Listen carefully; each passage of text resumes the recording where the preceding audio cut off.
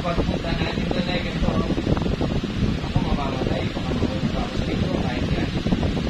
Pagpunta ko sa kanilang buhay, isa lang talaga. Tapos, nandun si Jesus, nandun si Maria, sasabihin ko sa kanya, Jesus, Maria, kanino ka ba nagkasal? Alam niyo naman kung kanino akong nagkasal nung ako'y buhay. Kanino sa may habo ng paraiso, wala akong pinunod na ako ba sa ito? Tapos nilapit ako sa kanya. Kaya mo ba akong papasukin? Pag-isipula, hindi ako ang Diyos. Ang nagagaling. Bakit ka sa akin papaalam? At bawal pa ako sa mundo.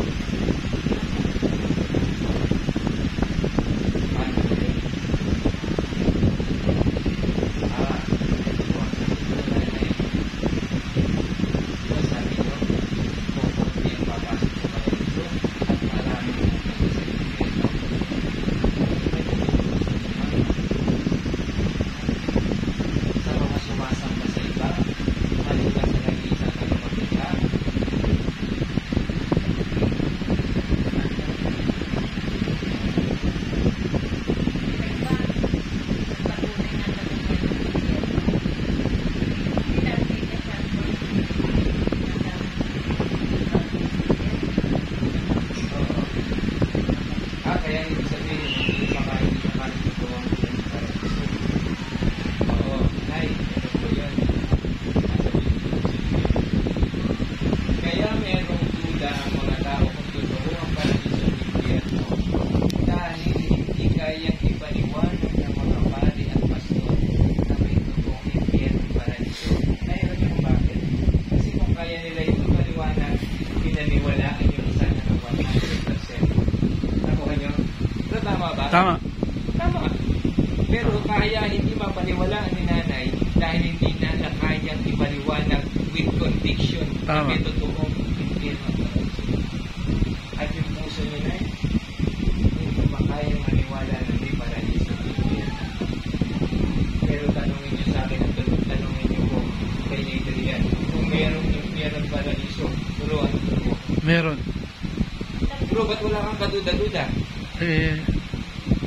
Naturo naman na kahit sa reliyon. Oo, nay. Tapos ito, paglipat natin sa kabilang buhay, at meron talagang impyerno, paano?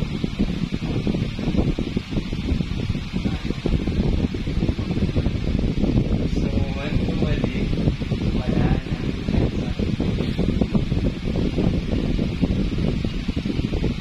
Kaya, sasabihin ng mga nandun sa impyerno, ano ba namang buhay ko?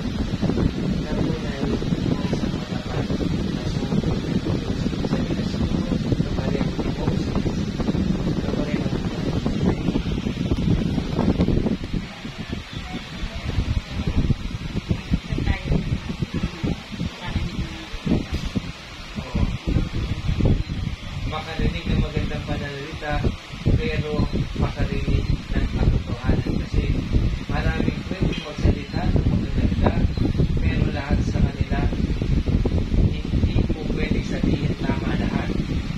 Hindi po pwedeng sabihin tama ang Iglesia. Hindi po pwedeng sabihin tama ang Katoliko, ang dating daan, ang Muslim, kasi magkakaiba sila ng sinasabi.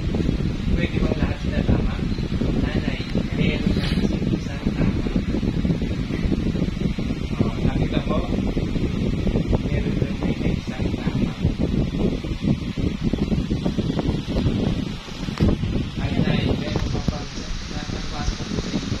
Meron pa pang nangyayari ko sa pagkakas. Kaya yung iba, na parang iba, sabihin na ganit, pero may nay, fresh pa. Nakakapag-isip ko kayo. Opo. Pero kung sa akin sa Brother Video, parang mas mahina kayo dito ngayon. Yung hospital nyo, mas mahina, pero malakas kayo. Maawa kami na para mag-isip kayo.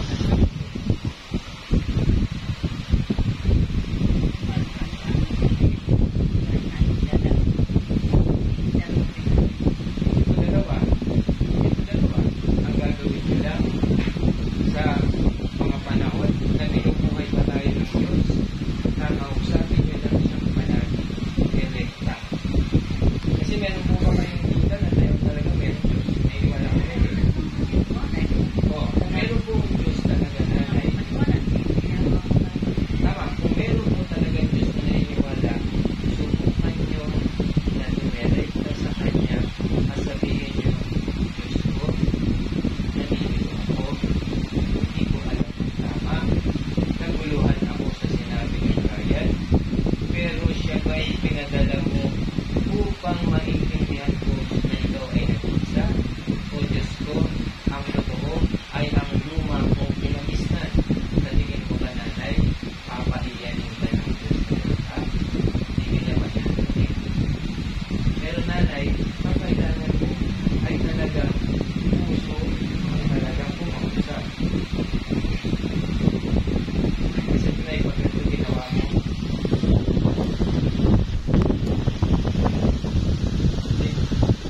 nag-desisyon ako. Kung ano talagang tinuro sa akin, yun ang pangangatawan ko. Hindi na po kayo makikinig kami. Ikaw sa sarili niyo ang nag-desisyon. Pero pag humingi kayo ng gabay, alam niyo yung tao pwedeng maligaw. Ako pwede akong maligaw eh. Pwede akong maloko. Pero ang Diyos, hindi nanloloko. Nang may totoong gusto.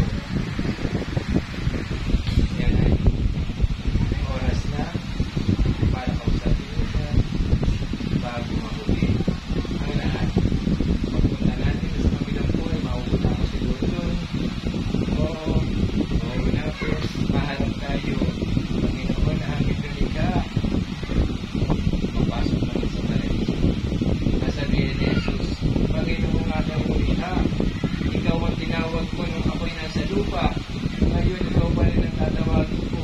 Papasukin mo ko sa paraiso.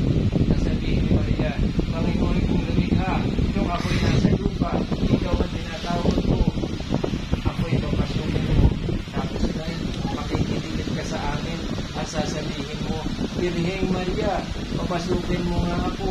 At sasabihin sa iyo, Birheng Maria, Teka, ako bang may-ari ng paraiso? Bakit ka sa akin dumadasal? Matakot ka nga. Matakot ka nga sa Diyos mong lumikha. Jesus,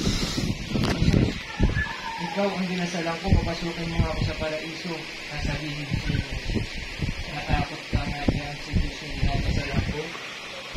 Bakit ako dinadasalan mo? Matakutan mo siya sa kanyang pamumili ng paraiso. Kung tatanggapin ka pa yan.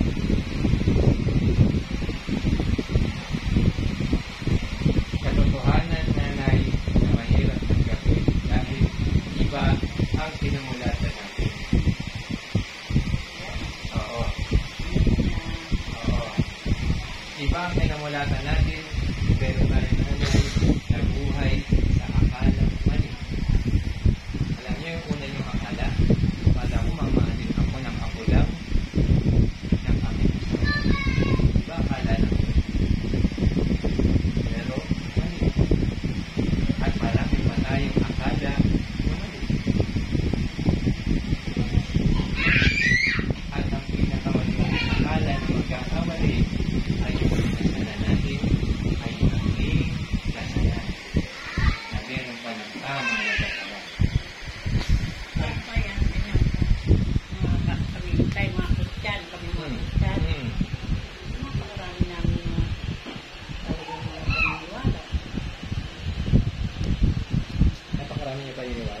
Kagaya ng, Yung mga imahe, mga... sino po yung imahe na tinatawag niyo? Sino? Ayan, si Jesus. Jesus. Oo. Sa sinabi ko po na yun sa inyo, tatawagin niyo pa rin po siya. Papatulong na lang. Ha? Magpapatulong? Kasi meron kayong duda sa Diyos na hindi niya kayang duminig ng dasal ng kanyang ina. Anak niya si Jesus. Ha? Anak niya si Jesus. Anak ng Diyos si Jesus. Nanganganak ang Diyos. Hindi pa talagang sa ako na sa Espiritu. Ang Diyos nanganganak ng Espiritu. Espiritu nga lang siya sinungan. Nakuhan lang siya, lumabas siya dahil sa Espiritu. Pinanganak siya ng Diyos dahil sa Espiritu. Paano nangyari yun? Sino po nagsabi? Si Maria. Si Maria nagsabi? Okay. Oo. Siyempre, sa kanya nga lumabas yun. Nay, yan ang natuklasan namin. Wala sa Biblia. Itinuturo ng pare pero wala sa Biblia.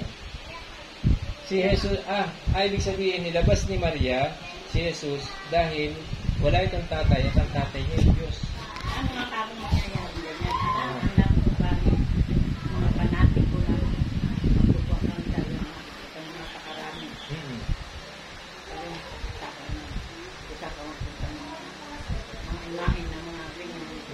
Kaya si Jesus, ang sa Quiapo, marami. Napakadaming imahe.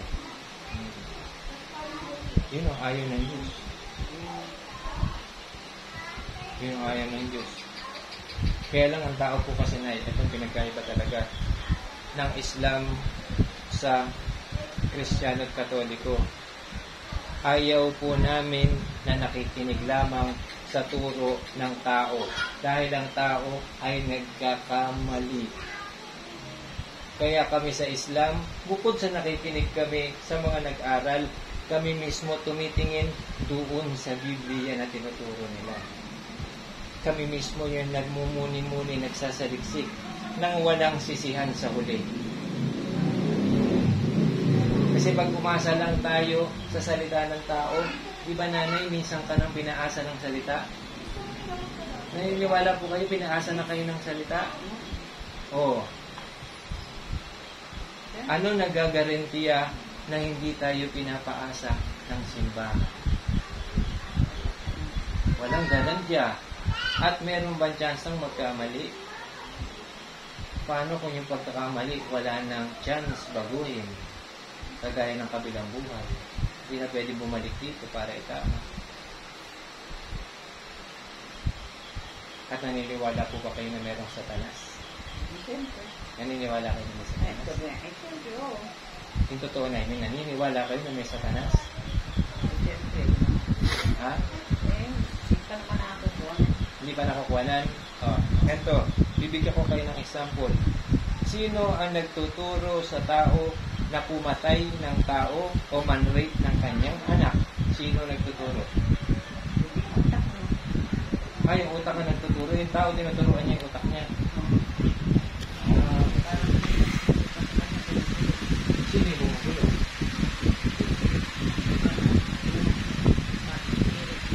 Sino yung boss? Satanas. Ama, bulag sa lupa, sinabi na ng Diyos na ang Satanas ay nagabulong. Di ba binulungan niya si Adan? Sumuway. Ibig sabihin ng Satanas nagtuturo, pumatay, panggahasa. Alangan naman Diyos ang nagtuturo. Kita dahil hindi ka naman mamamatay, pero ililito kita sa pagsamba sa maling Diyos. Yan ang gawain ng Satanas. Kaya yung sinasabi niyo, maraming panatiko ang Satanas. Pinaniniwalaan na pwedeng dumasal sa simpleng imahe. Samantalang merong isang makapangalit ng Diyos na pwede tayong lumirekta doon dahil hindi kanya tayo